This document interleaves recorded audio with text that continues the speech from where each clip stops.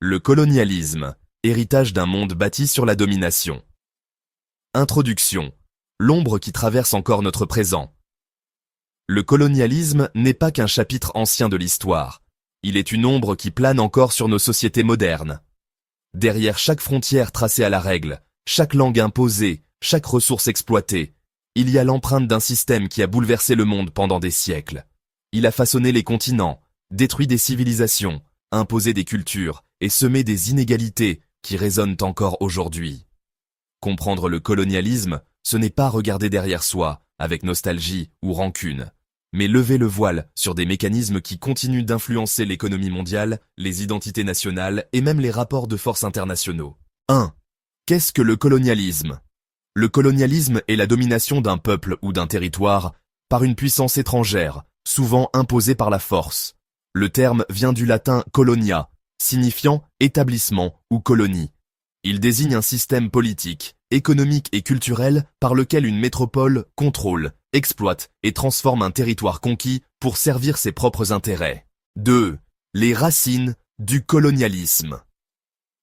Les premiers mouvements coloniaux modernes apparaissent entre le XVe et le XVIe siècle, lorsque les grandes puissances maritimes européennes, Portugal, Espagne, puis France, Angleterre et Pays-Bas, entament leurs explorations.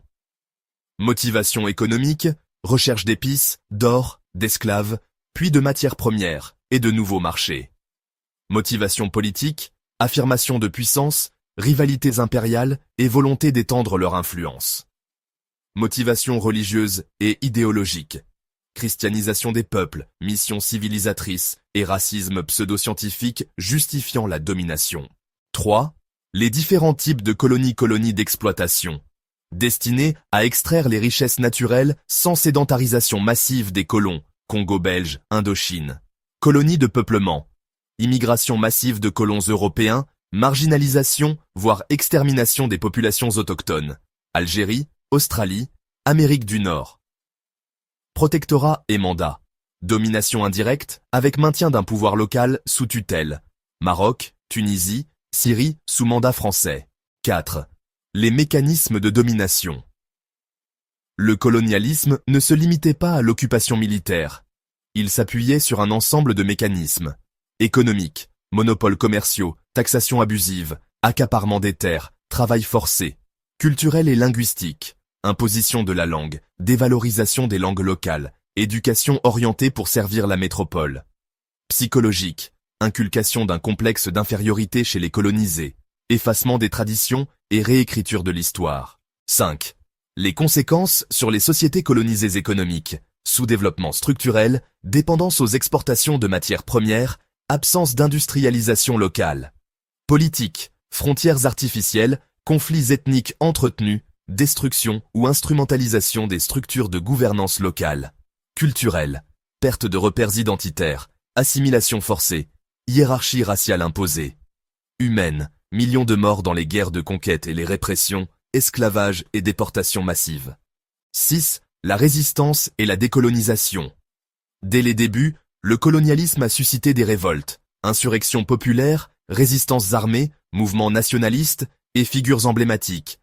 Abdelkrim El-Khattabi au Maroc, Patrice Lumumba au Congo, Ho Chi Minh au Vietnam. Après la Seconde Guerre mondiale, le contexte international, affaiblissement de l'Europe, guerre froide, ONU, a accéléré le processus de décolonisation dans les années 1950-1970. Mais l'indépendance politique n'a pas toujours signifié indépendance économique ou culturelle. 7. Le néocolonialisme. L'héritage invisible. Aujourd'hui, le colonialisme classique n'existe plus sous sa forme directe, mais il a laissé place à une nouvelle forme plus subtile. Le néocolonialisme.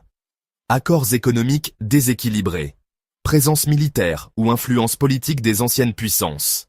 Maintien de langues et de systèmes éducatifs qui perpétuent une dépendance culturelle. 8. Pourquoi le colonialisme reste-t-il un sujet brûlant ? Parce qu'il explique une partie des déséquilibres mondiaux actuels. Pauvreté persistante de certaines régions riches en ressources, conflits hérités de tracés frontaliers artificiels et même les tensions identitaires et linguistiques dans de nombreux pays anciennement colonisés. Conclusion. Briser les chaînes invisibles. Le colonialisme a peut-être perdu ses armées et ses drapeaux, Mais il a laissé derrière lui des chaînes invisibles, économiques, culturelles et psychologiques. Reconnaître cette histoire, c'est déjà commencer à s'en libérer. Le véritable défi n'est plus seulement de dénoncer le passé, mais de construire un futur où les peuples s'émancipent pleinement, sans tutelle, sans dépendance, et surtout, sans oublier d'où ils viennent. Le colonialisme ne doit pas être une prison de la mémoire, mais une leçon gravée pour bâtir une justice mondiale authentique. Le colonialisme a marqué l'histoire, mais l'information est la clé pour s'en libérer définitivement. Abonnez-vous pour d'autres contenus puissants, likez si ce sujet compte pour vous, et surtout, partagez-le. Chaque partage est une voix de plus contre l'oubli.